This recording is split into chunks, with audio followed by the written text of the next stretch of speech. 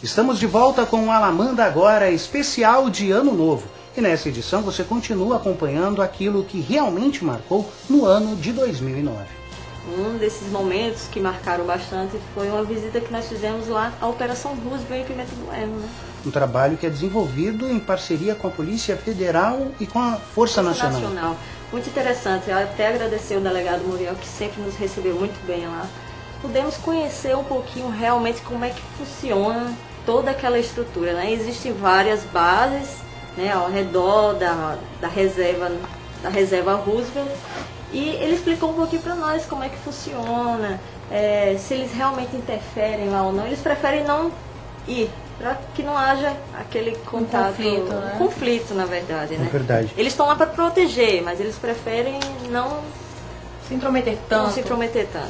Com relação a essa operação, é importante lembrar que a Polícia Federal, juntamente com a Força Nacional, se faz presente no município de Pimenta Bueno nessa operação, que é a base central, justamente porque nós tivemos notícias que lamentavelmente foram destaque internacional com relação à morte de garimpeiros dentro da reserva Roosevelt, eles que estavam extraindo diamantes ilegalmente ali dentro e acabaram sendo mortos, assassinados por índios. Marcando, né, o estado de Rondônia como um todo, né? Não só a nossa região, mas o estado inteiro.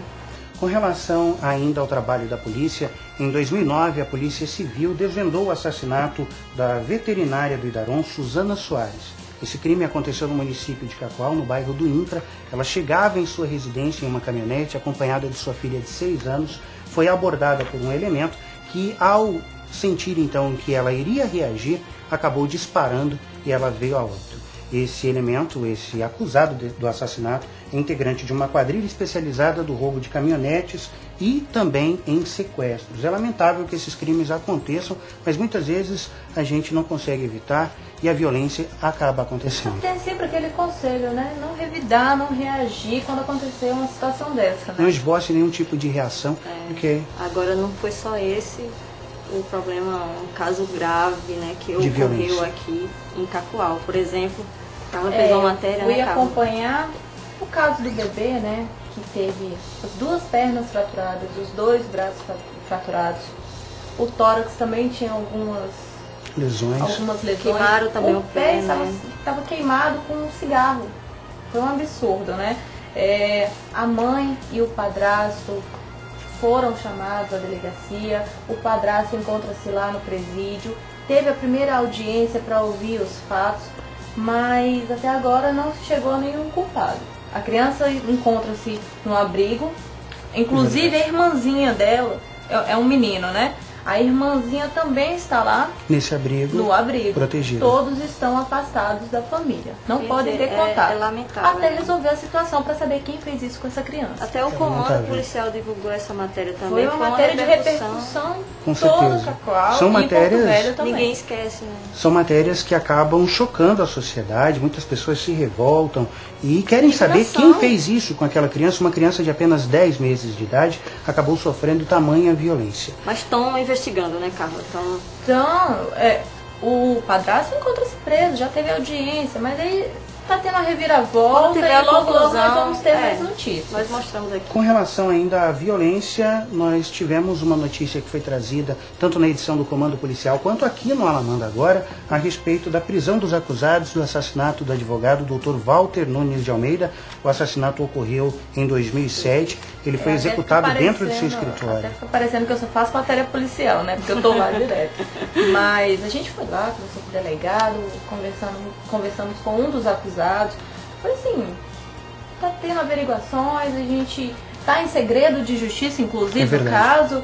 Então a gente espera a resolução e após essa resolução nós vamos saber quem foi o mandante dessa barbaridade, né? A gente não pode falar muito, né? Porque está sendo investigado. Até para não atrapalhar. Apareceu e o outro preferiu não aparecer, mas é verdade. Quando essa semana, um dos acusados do assassinato até tentou suicídio, foi foi socorrido, Exato. está bem. Ele alega, segundo testemunhas, ele alega que não está aguentando a pressão que está sendo exercida. o tio Na verdade, dele, ele tem familiares, né, falaram colaborado com a investigação. investigação para poder então chegar então ao mandante deste bárbaro crime. E com relação àqueles que enveredam pelo caminho do crime e acabam sendo detidos, um trabalho de ressocialização precisa ser feito dentro dos presídios. E o nosso programa tem uma série especial que está em andamento, é a Ronda Especial. Carla Fonseca fez esse trabalho acompanhando o dia a dia de detentos dentro do presídio de Rolim de Moura.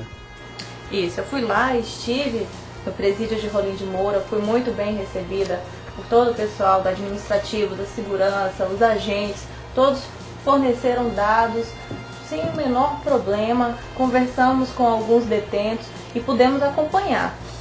Nós vimos o trabalho, nós vimos toda a assistência que é dada, o lazer. Lá também encontram-se detidas mulheres. Não é um presídio feminino, mas eles adaptaram e criaram uma ala feminina. Isso, criaram uma ala feminina.